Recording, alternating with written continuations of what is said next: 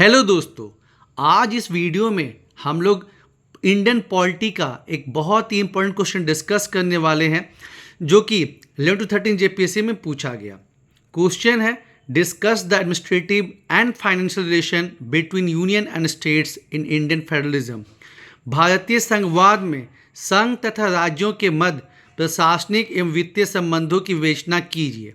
और जैसा कि पॉलिटी का क्वेश्चन है और हर सब्जेक्ट का अपना रंग होता है, तो यहाँ पे इम्पॉर्टेंट जो आर्टिकल्स हैं, अनुच्छेद, उनको डालना बहुत ज़रूरी है। इम्पॉर्टेंट जो केसेस हैं वो डालना ज़रूरी है। जो करंट में मैटर चल रहा है उसको डालना ज़रूरी है। तो देखिए, इसमें हम लोग क्या करेंगे, पहले तो जो है इस चीज़ को समझिए कि जो केंद्र और राज्य का संबंध है वो क्वाजी फेडरलिज्म, जहाँ पे सेंटर का ही डोमिनेशन था, उससे जो है अब बदलते सिचुएशन में कोविड के टाइम पे हमने देखा कि सेंटर स्टेट का जो रिलेशन बढ़िया रहा, नीति आयोग, जीएसटी काउंसिल, तो क्वाजी फेडरलिज्म से जो रिलेशन है वो किस तरफ बढ़ रहा है, कोऑपरेटिव फेडरलिज्म की तरफ। तो कुछ ऐसा जो है डिफाइन करना है। हिस्टोरिकल बैकग्राउंड क्या है, वही गवर्नमेंट ऑफ इंडिया एक्ट 1919 से जो है इवोल्यूशन स्टार्ट हुआ सेंटर स्टेट रिलेशन का। 1935 में ये और इवॉल्व हुआ और फिर आज़ादी के बाद तो फिर कहना ही क्या है।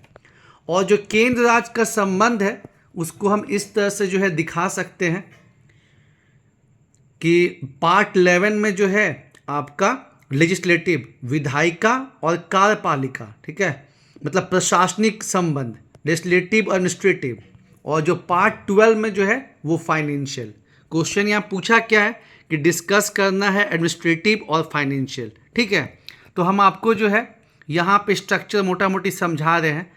तो अब हमको यहाँ पे एडमिनिस्ट्रेटिव, प्रशासनिक को दिखाना है और फाइनेंशियल को दिखाना है। तो जैसे कि मैंने आपको बताया कि पॉलिटी का क्वेश्चन है और उसमें अगर आप अनुच्छेद नहीं डाले तो वही बात हो गया कि समोसा खाने जा रहे हैं, उसमें आलूए नहीं है, ठीक है। तो एडमिनिस्ट्रेटिव का आपका हो गया आर्टिकल 256 से आर्टिकल 263, ठीक है। ध्यान रहे, विधायिका का नहीं पूछा है, ठीक है ना, एडमिनिस्ट्रेटिव पूछा है, प्रशासनिक। तो इसमें जो हम लोग क्या करेंगे, पहले फीचर बताएंगे, ठीक है। अब मान लीजिए कि आपको हर आर्टिकल का जो है वो तो याद रखना काफ़ी मुश्किल रहता है। तो आप बताइए कि हाँ, जैसे कि विधायिका में होता है वैसे ही जो आपका मतलब फंक्शन है सेंटर स्टेट का वो वेल डिफाइंड है। जो सेंटर एग्जीक्यूटिव है उनको सेंट्रल लिस्ट पे काम करना है, जो स्टेट है उसको स्टेट लिस्ट पे काम करना है, स्टेट एग्जीक्यूटिव को। लेकिन हाँ, प्रेसिडेंट जो है वो कुछ काम को असाइन कर सकते हैं स्टेट को, और उसी तरह गवर्नर जो है कुछ असाइन कर सकते हैं काम को, रिक्वेस्ट कर सकते हैं सेंटर को। साथ ही साथ यहाँ ऑल इंडिया सर्विसेज का जिक्र करना है कि जिसका मतलब एग्ज़ाम तो मतलब सेंटर लेती है लेकिन नियुक्ति जो है वो कहाँ पे होती है, स्टेट में होती है।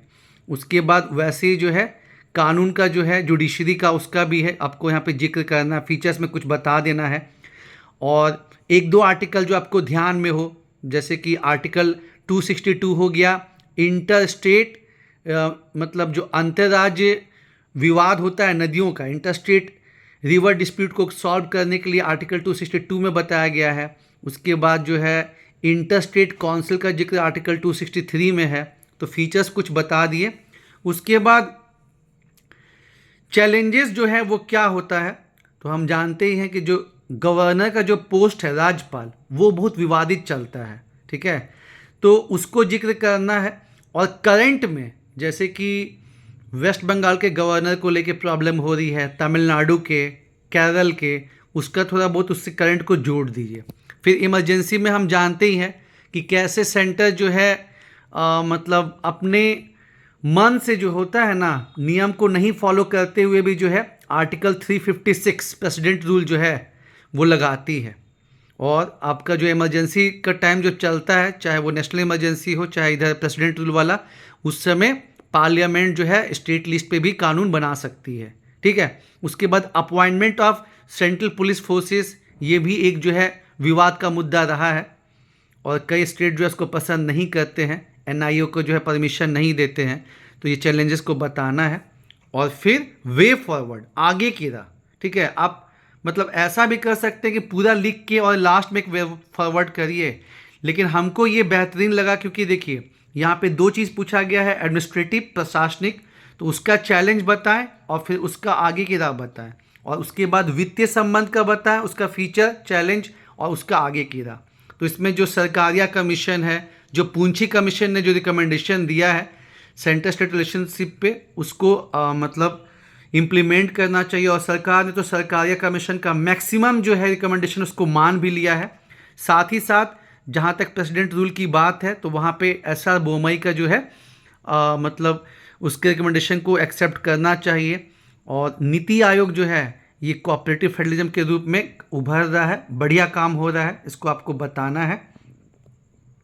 यहाँ भी आप कोविड जो है दिखा सकते हैं चैलेंजेस में, है ना, लेकिन कोविड में थोड़ा ठीक ही ठाक मतलब काम चला है, सेंटर स्टेट का बढ़िया चला है, तो चैलेंजेस में नहीं दिखाइए तो बेहतर रहेगा। ठीक है, गवर्नर वाला प्रॉब्लम दिखाइए, आपातकाल दिखाइए, सेंट्रल पुलिस फोर्स वाला जो दिखाइए, एनआईए वाला जो प्रॉब्लम चलता है। अब आइए फाइनेंशियल, वित्तीय संबंध में। ठीक है, ये आपको जो है दो अलग अलग जगह दिखाना है यार, बस समझाने के लिए स्ट्रक्चरिंग मैंने ऐसा किया है, बाकी वही आपका आंसर तो जो है कम से कम 5-6 पेज में जाना ही जाना चाहिए, क्योंकि 40 नंबर का क्वेश्चन है। तो जैसे पहले तो सेंटर स्टेट रिलेशन के बारे में थोड़ा बताएं, जैसे स्टार्टिंग किए, वो 1 पेज में हो जाएगा। उसके बाद जो एडमिनिस्ट्रेटिव है उसका फीचर, चैलेंजेस, वे फॉरवर्ड बताइएगा, तो इसमें आपको जो है 1.5-2 पेज लग जाएगा। और उसके बाद जो है आपका वित्तीय संबंध, आर्टिकल 268 से लेकर 293, तो इसका कुछ फीचर्स आप बताएं कि जैसे अभी तो जो आपका जीएसटी हो गया है उसकी वजह से जो है काफ़ी चेंजेस जो है मतलब आ गए हैं, तो आर्टिकल 269A, आर्टिकल 279A, और ग्रांट की अगर आप बात करेंगे तो आर्टिकल 275, ठीक है, जो फाइनेंस कमीशन देता है, और आर्टिकल 282 जो प्लानिंग कमीशन देता था, लेकिन अब उसके मतलब ख़त्म होने के बाद जो है वो अब बंद हो गया है। ठीक है, वो डिस्क्रिशनरी ग्रांट है, सेंटर के उस पे है, डिस्क्रिशन पे है। और फिर आपको फाइनेंस कमीशन का जिक्र करना ही करना है, आर्टिकल 280।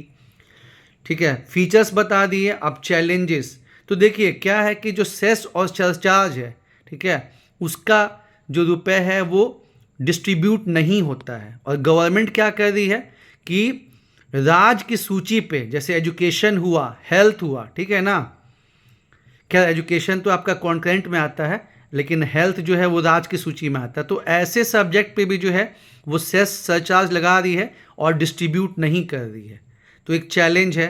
फिर कोविड-19 के समय में चैलेंज देखा गया कि सरकार बोली कि हम जीएसटी काउंसिल का जो है मतलब जीएसटी का जो रुपए है वो मतलब नहीं देंगे, क्योंकि ये गॉड के द्वारा किया गया है, उसको लेके भी काफ़ी विवाद चला। फिर जो आर्टिकल 282 का मैटर बताया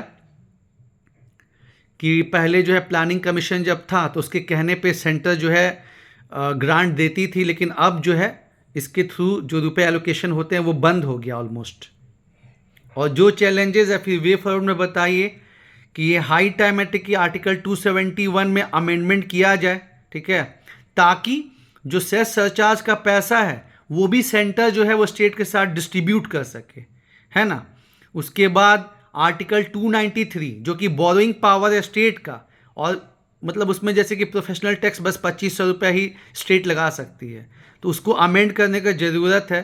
साथ ही साथ जैसे 15 फाइनेंस कमीशन ने ये रिकमेंडेशन किया है कि सरकार को एक फाइनेंशियल काउंसिल, वित्तीय परिषद बनाने का ज़रूरत है, पब्लिक स्पेंडिंग काउंसिल, क्योंकि सरकार क्या है अपना बजट खुद बनाती है और खुद ही उसको जो है फिर उसका जो है इवोल्यूशन मतलब उसको फिर जो है उसको रिविजिट करती है। ये वही बात हो गई कि आपको एग्ज़ाम देना है और आप ही अपना क्वेश्चन सेट कर रहे हैं, आप ही अपना कॉपी चेक कर रहे हैं, ठीक है। तो फाइनेंशियल काउंसिल गठन करने का और पब्लिक स्पेंडिंग काउंसिल करने का बात किया गया है, और ये सब करने से जो है वित्तीय संघवाद, फिस्कल फेडरलिज्म, इसको जो है वो बढ़ावा मिलेगा यारों। तो इस हिसाब से जो है इस क्वेश्चन को अप्रोच करना था कि पहले जो है आपको बताना है कि हाँ कैसे केंद्र स्टेट का जो रिलेशनशिप है वो क्वाजी फेडरलिज्म से कोऑपरेटिव फेडरलिज्म की तरफ इवॉल्व हो रहा है। और इसमें देखिए इवोल्यूशन नहीं पूछा, तो इसलिए हम उस पर डिटेल में उसमें नहीं जाएंगे, क्वेश्चन का डिमांड को समझना है। जैसे कि आपको बताते हैं,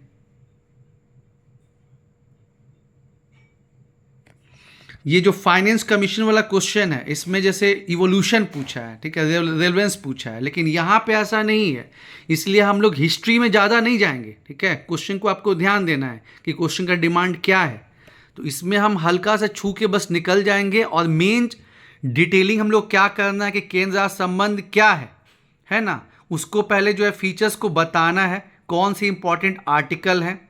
उसके बाद जैसे मैंने बताया कि प्रशासनिक है, तो उसमें जो है आप सेंटर का, स्टेट का बताइए, ऑल इंडिया सर्विसेज का बताइए, जुडिशरी का बताइए कैसे कामकाज होता है, ठीक है।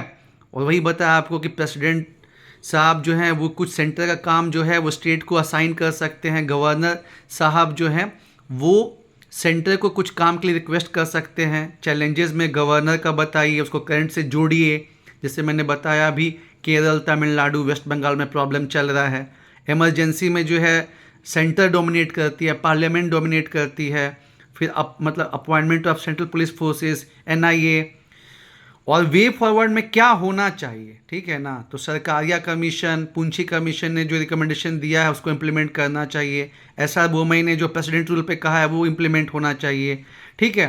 फिर नीति आयोग का थोड़ा बता दीजिए कि नीति आयोग को जो है थोड़ा फाइनेंशियल पावर, अभी क्या है कि नीति आयोग जो है टूथलेस टाइगर है, उसके पास बस ये है कि अच्छा हेल्थ का हम ये सर्वे निकाले, यहाँ प्रॉब्लम है, SDG जनरेट करे, ये प्रॉब्लम है, लेकिन उसके पास जैसे प्लानिंग कमीशन कुछ एलोकेट करवा सकता था वैसा कुछ पावर ही नहीं है, ये बस इकोनॉमिक थिंक टैंक है। तो अगर नीति आयोग को मान लीजिए GDP का 2% या 3% दिया आता है तो बहुत ज़बरदस्त हो जाएगा।